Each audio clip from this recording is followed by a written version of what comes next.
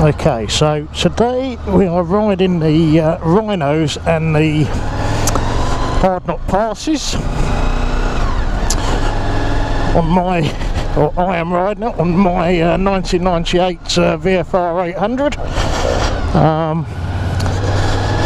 So I trundled across this morning from our base in Portinscale, just straight down the 591 to Ambleside and onto Skelwith Bridge, and then very nice rural roads to the start here at on the Wrynose side at Three Shires Inn. So I've not done this before. I've had a look online, seen a few things. I guess this will go into the Wrynose Pass, which is a bit of a softer option than the Hardknott, and then we just wing our way along through both to the next pub, which is the Woolpack, I believe, where I'll stop for a cup of hot chocolate and just have a think about what I've just done.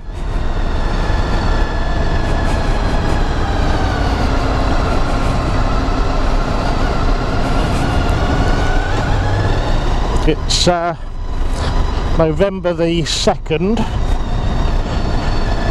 2024, Saturday.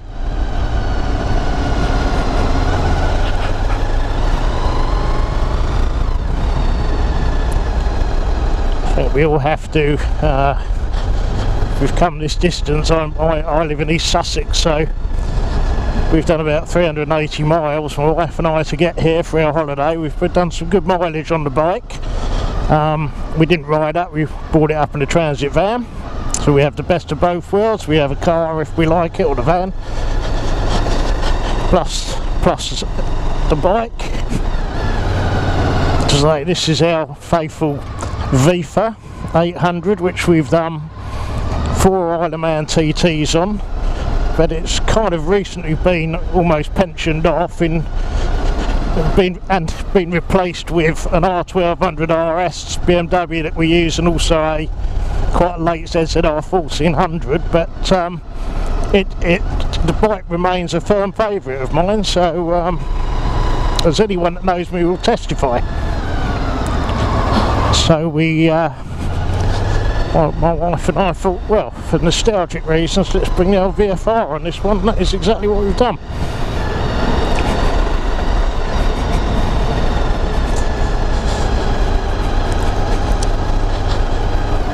From what I can see, I think these passes are clearly on the Hardknott. There's a couple of particularly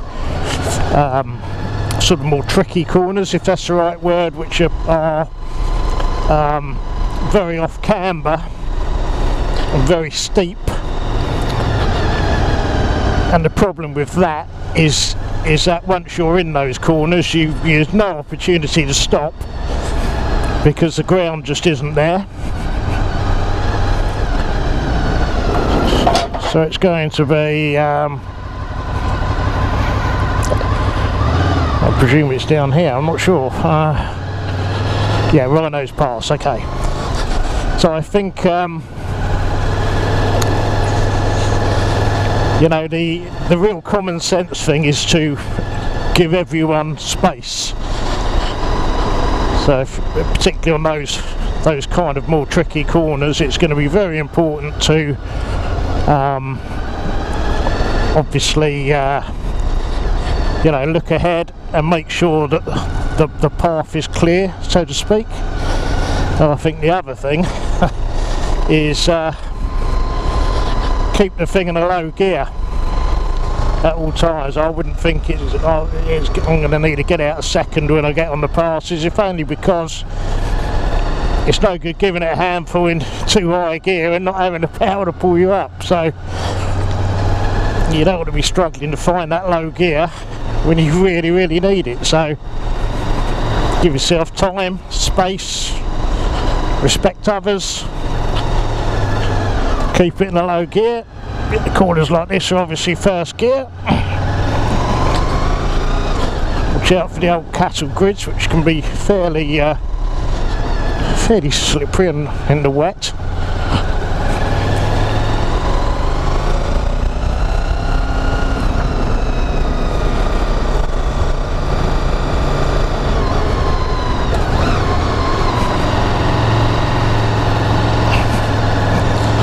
actually seen some quite comical videos of cars having a lot of problems,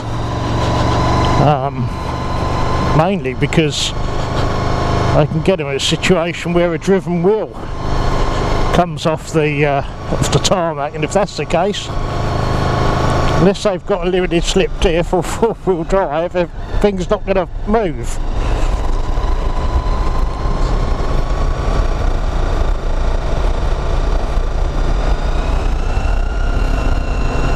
My friend Floyd actually did this run in his Transit Custom with 2 motorbikes in the back last year, and I'll take my hat off to you, Floyd, if you're actually ever watching this, because I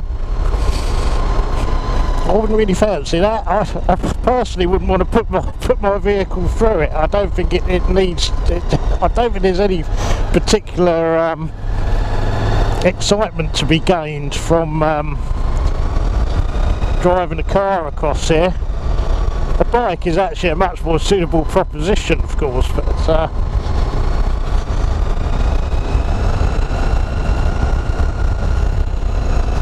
we've been riding 2 up all week, my wife and I, but we decided that this isn't, we don't need to be doing this 2 up,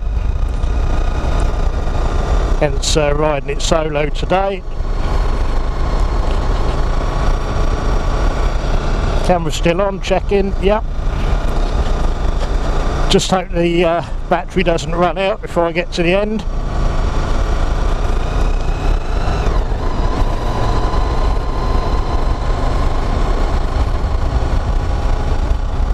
The other passes we've ridden together this week have been the Kirkstone, which is quite magnificent. Been very foggy, cloudy at the top, although we had a clearer opportunity yesterday to get some better pictures.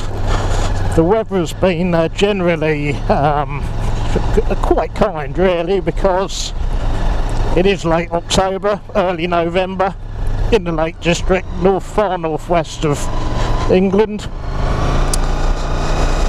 We haven't seen a lot of sunshine, but it has been mild and it has been essentially dry, so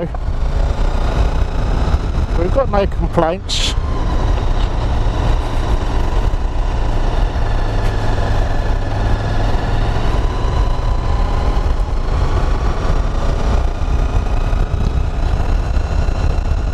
Fantastic feeling of solitude up here. Obviously climbing continuously. Road surface here, good. Gotta say, there's a lot less potholes on this road than there is from where I live in East Sussex. I mean, don't get me wrong, there are defects in the road here, but you can generally look ahead and see them.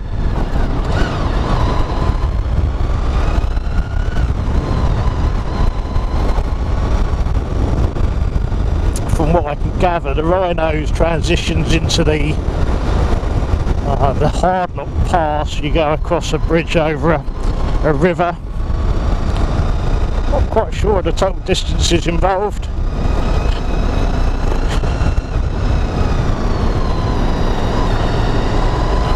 A few people up here.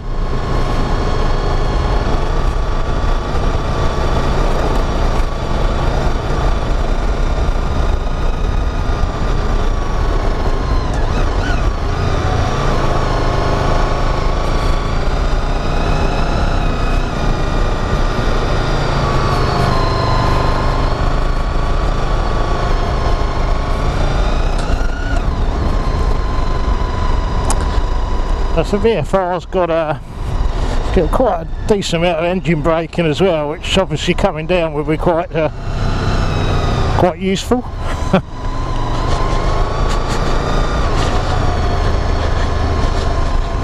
I'm curious to see sort of how steep it is, because it's I think the thing is with the videos, you see everyone kind of points out that it doesn't truly reflect the steepness.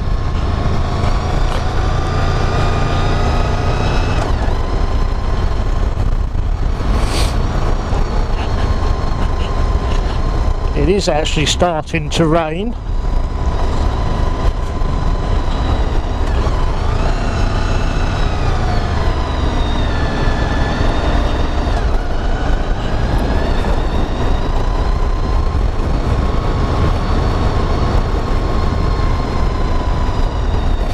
So it's not too cold.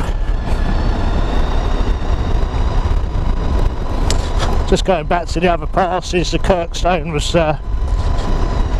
yeah, very nice to ride, as is the Honister, which I've ridden that twice, Noreen once. So going up there the other day at Sea Toller, Sea Troller, I'm not sure how you pronounce that. I want to say Sea Toller. Some vehicle had dumped a stream of diesel all the way up the first kind of mile of the entrance onto it. It was not ideal at all. Lots of pretty colours glistening on the road, purples and blues as you'd expect. But a good ride, yeah, so that's lovely because that goes down the side of Button here. And then you've got what's the Whinlatter. Whinlatter is I think the poor relation in terms of scenery and what have you.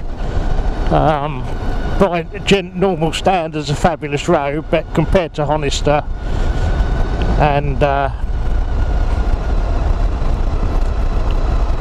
Kirkstone, it's kind of a bit less exciting.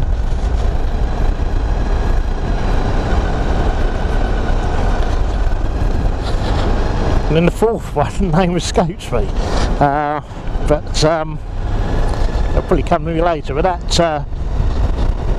that is particularly scenic, shorter than the other two.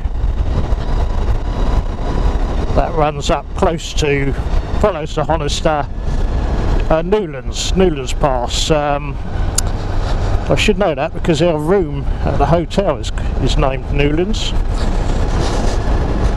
And that's pretty scenic, but much shorter, I think, than the Honister and Kirkstone. Kirkstone and Honister are the stars of the show, I suppose. That's just in terms of passes, of course. Just beautiful roads running all around the individual lakes.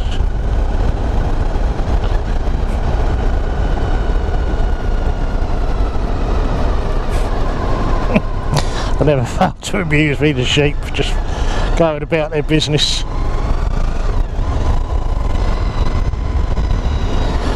Just checking we're still on.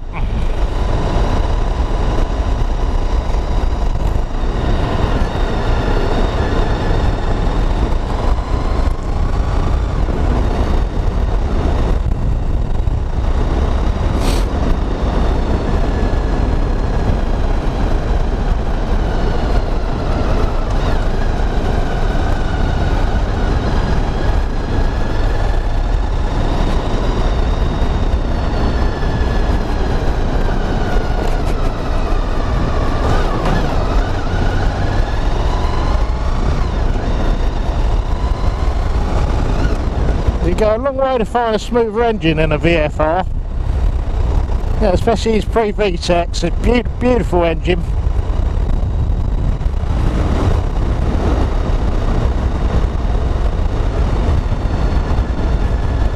Very distinctive, of course, with the gear-driven cams, that high-pitched whine.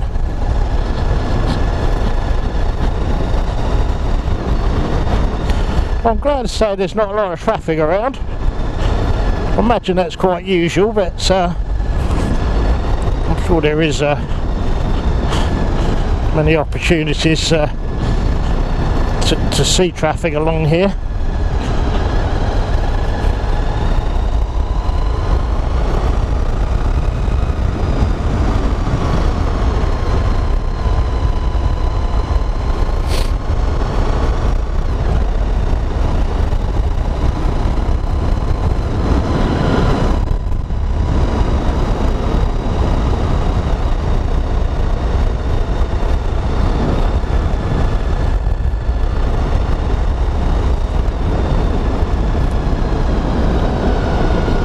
A large amount of cows over there, fairly close to the road.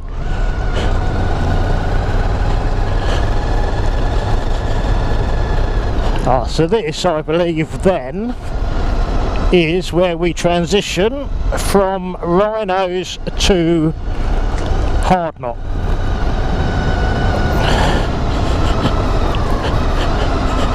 Ultimately pointing towards Eskdale.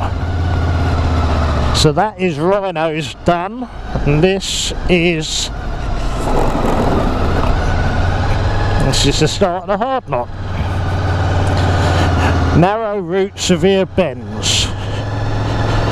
Now, I have to say the road surface all the way along the Wrynose has been pretty good.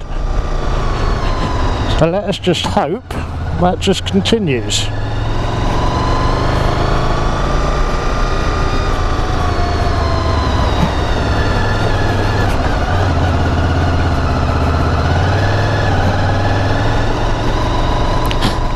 Yeah, this this one's pretty close.